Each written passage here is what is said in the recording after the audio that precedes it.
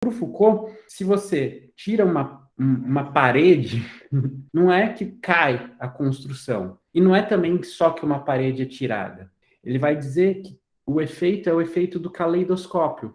Quando você muda uma pedrinha, não é só uma pedrinha que mudou de lugar, mas toda a configuração de sentido se reorganiza.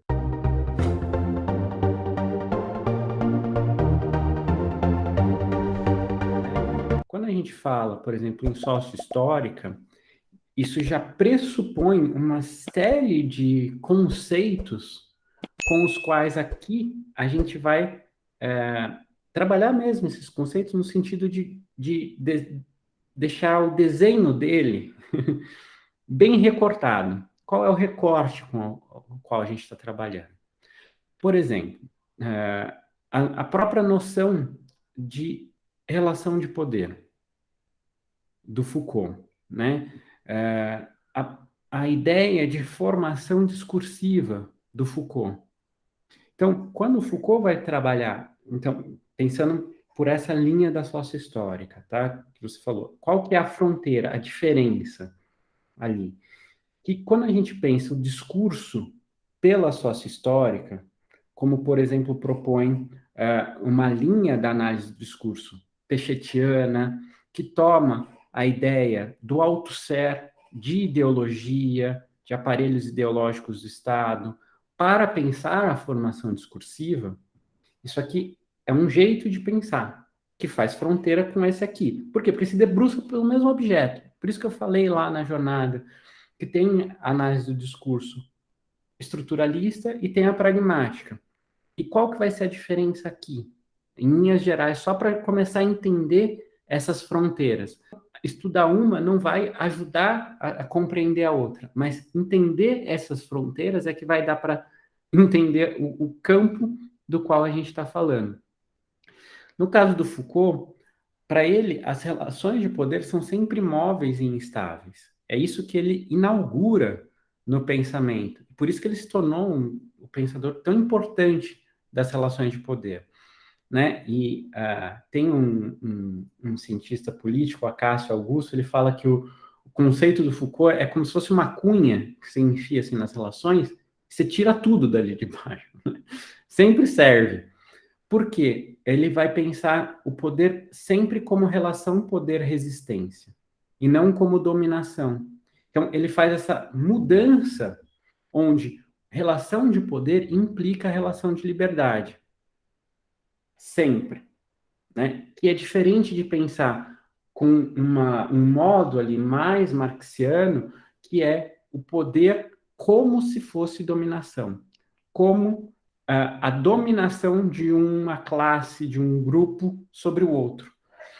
O Foucault vai pensar muito mais como estratégia de governo, o poder, né? Como essa luta constante nas estratégias de governo. Bom, o que isso vai mudar quando a gente pensa de um jeito o discurso e do outro?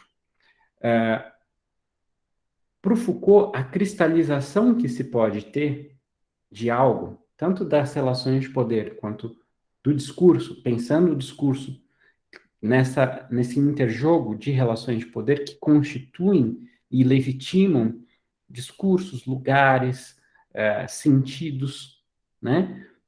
Para o Foucault, eles vão ser, se ele tem uma cristalização, essa cristalização, de novo, ela é circunstancial. Mas a natureza dela não é ser cristalizada. Ela é móvel e instável sempre. Então, a ideia do Foucault nunca vai ser de estrutura para o discurso. Ele vai sempre usar uma ideia de organização, de ordem do discurso. Inclusive, um livro famoso dele é A Ordem do Discurso. E por que essa ideia de ordem em oposição ao modo de estrutura? Porque estrutura, você pensa como algo que, se você tira um tijolo, se você quebra uma coluna, ela desestrutura, certo? Foucault vai falar que não existe isso. pro Foucault, tá? Por isso que eu estou falando, são modos de compreender muitos distintos. Eles estão olhando para a mesma coisa, mas se entende de uma forma muito distinta. Para o Foucault, isso é impossível. A ideia de implodir um discurso, ela não existe, pela natureza do discurso. Então, para o Foucault, se você tira uma parede, vamos colocar dessa forma, né? Depois eu vou dizer exatamente como ele diz. Mas se você tirasse uma parede, não é que cai a construção. E não é também só que uma parede é tirada. Ele vai dizer que o efeito é o efeito do caleidoscópio. Sabe o caleidoscópio? Quando você muda uma pedrinha, não é só uma pedrinha que mudou de lugar, mas toda a configuração de sentido se reorganiza. Então, para o Foucault, se você tem uma mudança muito forte, por exemplo, e a gente está vendo isso, né, na sociedade, nas relações de gênero, não é só as relações de gênero que mudam. Você vai ter isso fazendo pressão para as relações de como se criam os filhos, de como se pensa as relações de trabalho, de como se pensa a política, de como... E isso vai se dando, né, numa repercussão social que é de reorganizações de relações, né? Então, ele não usa, inclusive, o termo estrutura para se distanciar dessa ideia de estrutura e pensando sempre a formação discursiva nessa mobilidade própria das relações de poder como ele concebe.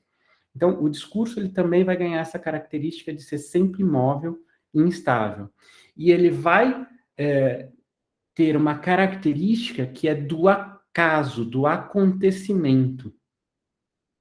Então, tem um livro também famoso do Péchet, que é Péchet do lado de lá, tá? Estou colocando aqui os estruturalistas e os pragmáticos Foucaultianos aqui, que é discurso, acaso ou estrutura ou acontecimento, que é a discussão clássica dele com a proposta do Foucault de pensar o discurso como acontecimento, como acaso. Quando o Foucault fala do discurso como acaso, não é que ele quer dizer que não tem estratégias que acontecem, mas essas estratégias elas são sempre muito particulares, elas não são globais, né? E elas não, o discurso ele não se monta por uma estrutura que o prescinde, mas são justamente essas relações que vão constituindo. Vamos pensar um exemplo possível, só para a gente ter aqui um desenho do que seria essa ideia.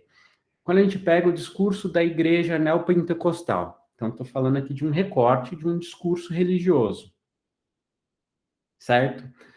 Foucault vai dizer, isso aqui se tornou o que é por uma historicidade. Então, faz fronteira com isso que você está falando. Mas como é que ele vai entender essa historicidade?